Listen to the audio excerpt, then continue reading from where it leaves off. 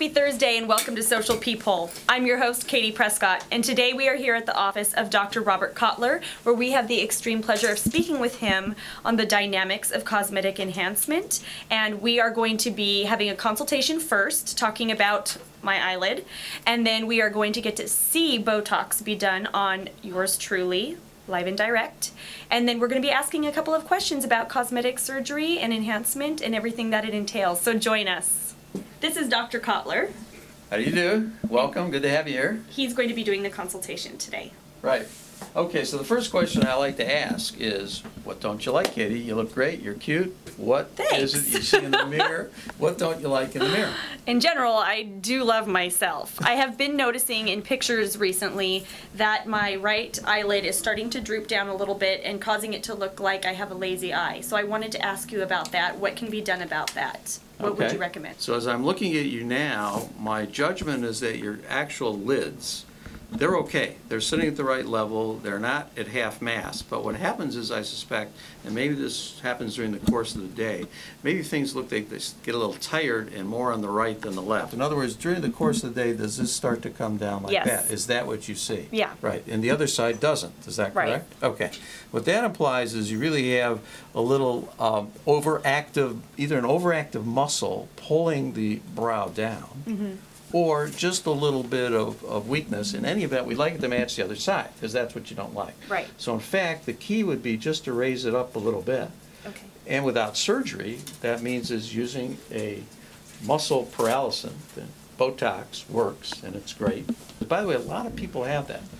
They'll find that when they look in the mirror, there is an asymmetry. One side's different than the other. And if we can correct it with an injection, fine.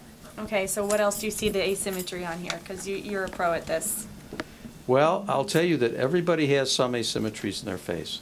This side of your cheek may be just a little bit fuller than that side. But here's, and your chin, by the way, your chin actually has the chin pad a little more to that side. What that means is when nature built you, the right side and left side met, but they weren't exactly the same. But it doesn't really matter because most people don't see it. But in reality, you're just a pretty face that looks great, the parts work, and don't sweat the small stuff. That is great advice. Remember that. Don't sweat the small stuff. I'm just cleaning the skin here because we're going to do a few injections right across the center of the brow here, because you can see the little fine line she has there. So we're looking to relax that and open that up a bit and give it a bit of a raise.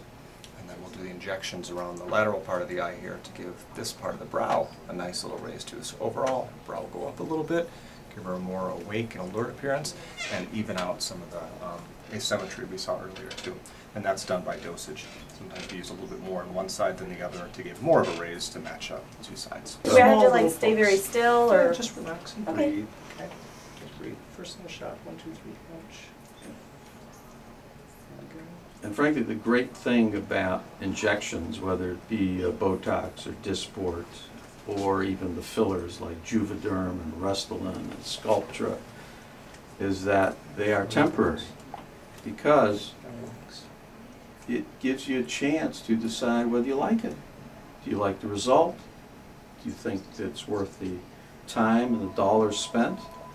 And if you do, you just continue. If you don't, you drop out, and no problem, because everything will be back the way it was, with no adverse side effects or long-term problems. So we think that's very positive that these drugs are temporary, and they are drugs. Now, science will deliver longer-lasting products. There's no question. That's going to happen. It's happening now, and that's good. But it's always nice to have options, and the options are, try it. If you like it, stay with the program. If you don't like it, you haven't lost anything. Yeah, the good thing is it goes away. The bad thing is it goes away. No. Dang it. How long do you usually have to, or how long do you wait between visits before you recommend coming in and having it done again?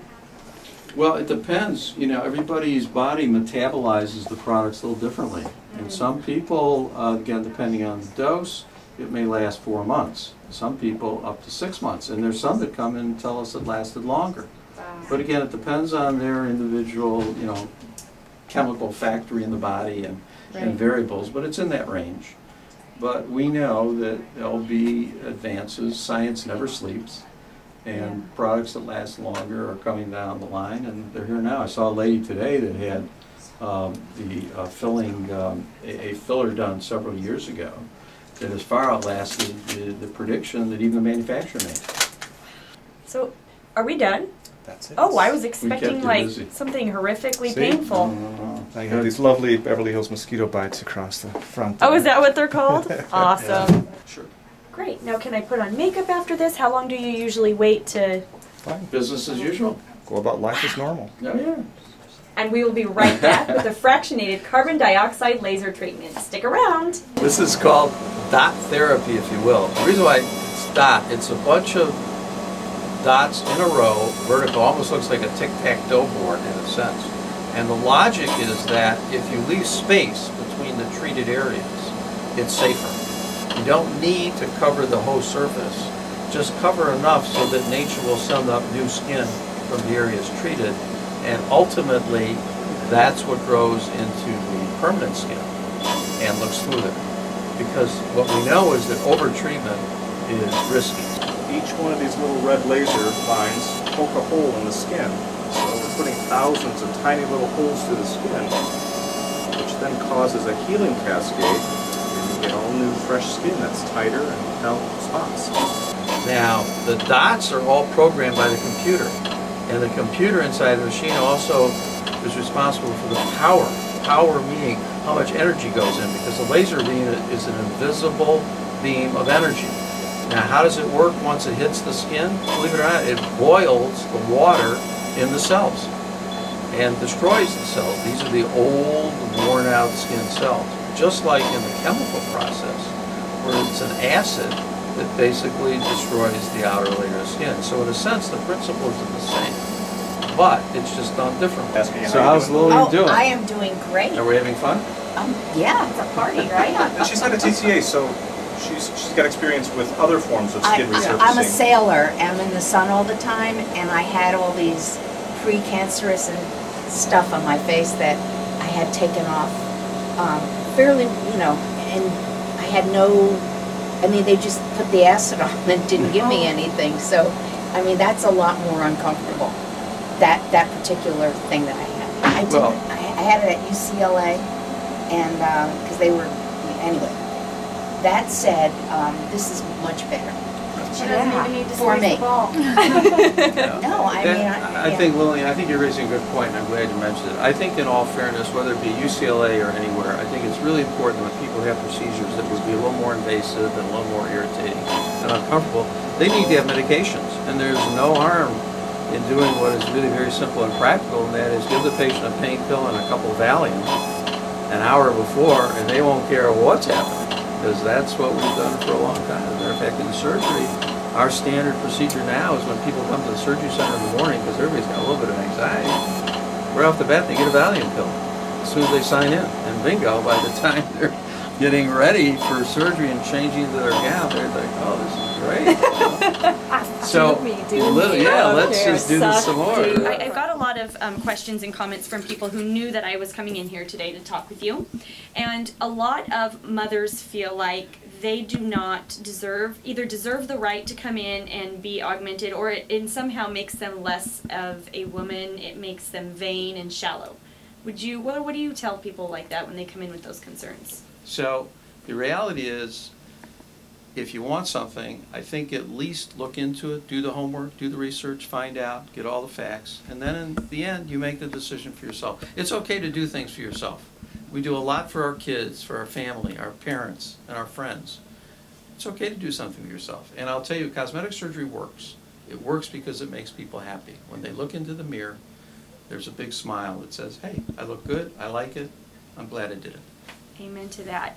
So Dr. Kotler, for those of us who are not as fortunate as I am to live near your offices and be able to come in whenever they need to, what can you recommend? And I have your book here, so I'm going to bother you for a minute about this. I really want you to tell us, what do we need to look for in order to find a reputable surgeon?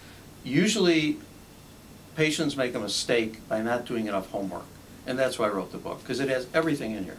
Here are my key qualifications. First, you want the doctor who's board certified and in the specialty that's appropriate. Secondly, you want somebody with a lot of experience. I think at least 10 years in practice.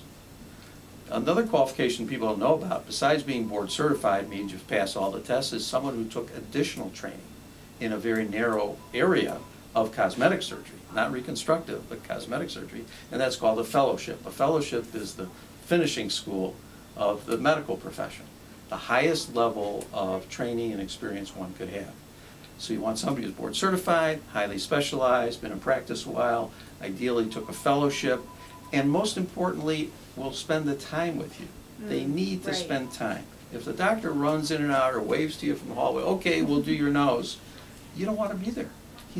Doctor has to listen to you, what are your desires, examine you, check everything out, look at your medical history. Being a good cosmetic surgeon is also, and begins with, being a good doctor. And then I think you need to look at the doctor's work. You wouldn't buy a piece of artwork from an artist whose work you didn't see. The fact is there's no central registry. Okay. One way is to go by referrals. I think you should ask by procedure, not by specialty. In other words, rather than say, do you know a good plastic surgeon, you do facial, you know a good facial surgeon? No, what you want to know is go right to it. If you're thinking of having your nose done, hey, who does great noses in this town? You don't want somebody who does something occasionally. You want somebody who does something very often, who majors in that procedure, doesn't minor in it. And my experience is, frankly, the doctors that have the longest list of procedures they do tend to be the least expert because they're the least specialized.